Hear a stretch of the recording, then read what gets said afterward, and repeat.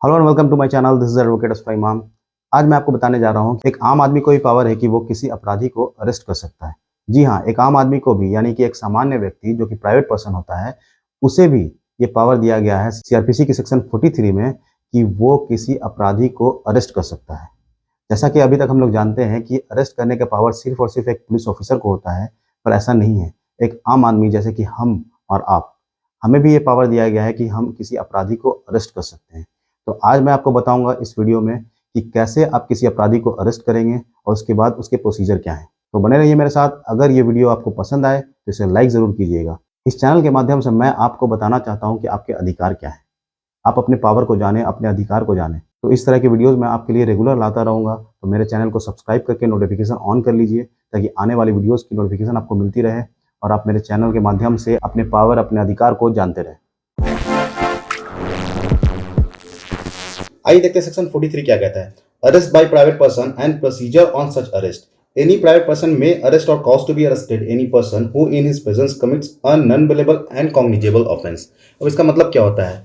किसी भी व्यक्ति की उपस्थिति में अगर कोई व्यक्ति ऐसा अपराध करता है जो कि नॉन बेलेबल और कॉग्निजेबल ऑफेंस है, इसका मतलब होता है अजमानतीय और संज्ञेय अपराध है, तो वैसे केस में एक प्राइवेट पर्सन को पावर है कि वो उस व्यक्ति को अरेस्ट कर सकता है। अब समझते हैं कि non bailable and cognizable offence होता क्या है।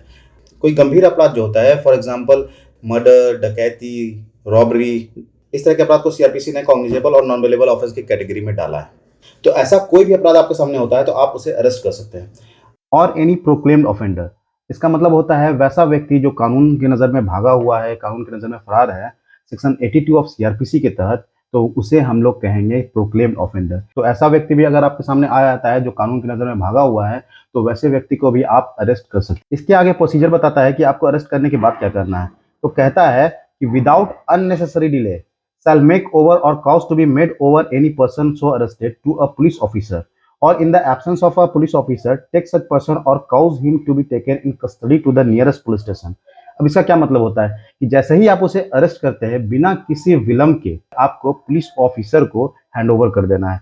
अगर कोई पुलिस ऑफिसर वहां पर मौजूद नहीं है, यानी कोई पुलिस ऑफिसर वहां पर प्रेजेंट नहीं है, तो आप नियरेस्ट पुलिस स्टेशन, यानी जहां पर घटना घटी है, जहां पर आपने अपराधी को अरेस्ट किया है, उससे जो नियरेस्ट पुलिस स्टेशन होगा वहां पर जाकर उस अपराधी को हैंड ओवर कर देंगे। अगर आप उसे बिना वजह का बंधक बनाकर रखते हैं तो आप भी एक अपराध कमिट करते हैं। अगर आपके प्रेजेंस में कोई कॉग्निजेबल ऑफेंस या नॉन बेलेबल ऑफेंस हो रहा है, या फिर कोई ऐसा प्रोक्लेम्ड ऑफेंडर आपके सामने आ जाता है जो कि कानून की नज़र में भागा हुआ है, तो आप उस व्यक्ति को अरेस्ट कर सकते हैं और अरेस्ट करके आप उसे पुलिस ऑफिसर को हैंड ओवर कर देंगे। अगर कोई पुलिस ऑफिसर मौजूद नहीं है तो आप उसे नियरेस्ट पुलिस स्टेशन में, यानी जो सबसे नज़दीकी पुलिस स्टेशन है, वहां जाकर आप उसे अपराधी को, पुलिस ऑफिसर को सौंप देंगे। अब इसमें 3 टर्म निकल के आता है: cognizable offence, non bailable offence और प्रोक्लेम्ड ऑफेंडर।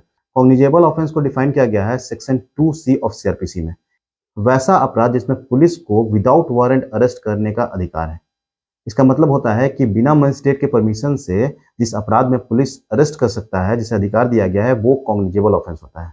और नॉन कॉग्निजेबल ऑफेंस क्या होता है? नॉन कॉग्निजेबल ऑफेंस वो होता है जिसमें पुलिस को बिना वारंट के गिरफ्तारी नहीं करनी है, यानी कि मजिस्ट्रेट से उसे परमिशन लेना है पहले, उसके बाद उसे गिरफ्तारी करनी है। बेलेबल और नॉन बेलेबल ऑफेंस क्या होता है?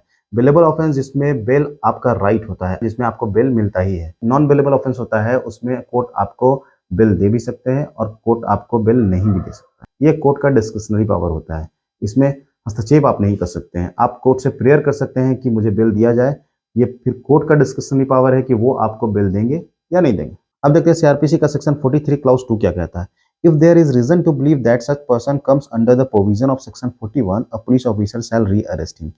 जब आप उस अपराधी को पुलिस ऑफिसर को देते हैं और पुलिस ऑफिसर को ये लगता है कि वो सेक्शन 41 के अंतर्गत आता है, तो पुलिस ऑफिसर उसे री अरेस्ट करेगा, यानी दोबारा अरेस्ट करेगा। सेक्शन 41 में ये बताया गया है कि कब पुलिस ऑफिसर बिना वारंट के किसी व्यक्ति को गिरफ्तार कर सकते। सेक्शन 43 के क्लाउज 3 में ये कहता है, if there is reason to believe that he has committed a non cognizable offence and he refuses on the demand of a police officer or gives a name or residence which such officer has reason to believe to be false, he shall be dealt with under the provision of section 42, but if there is no sufficient reason to believe that he has committed any offense, he shall be at once released। अब इसका मतलब क्या होता है? इसका मतलब होता है कि जब आप उस अपराधी को पुलिस ऑफिसर के पास लेकर जाते हैं और अगर आप जैसे कि एक आम आदमी को पता नहीं होता कि कौन सा अपराध कॉग्निजेबल है और कौन सा नॉन कॉग्निजेबल। पुलिस ऑफिसर को ये लगता है कि ये अपराध कॉग्निजेबल नहीं है, नॉन कॉग्निजेबल है, तो वो पुलिस ऑफिसर उस व्यक्ति का नाम और रेसिडेंस नोट करेगा।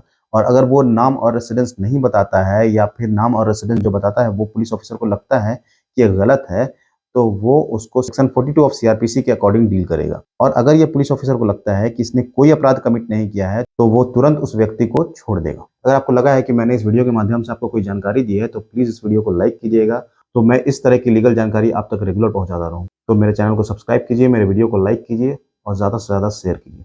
Thank you so much for watching my video. Thank you.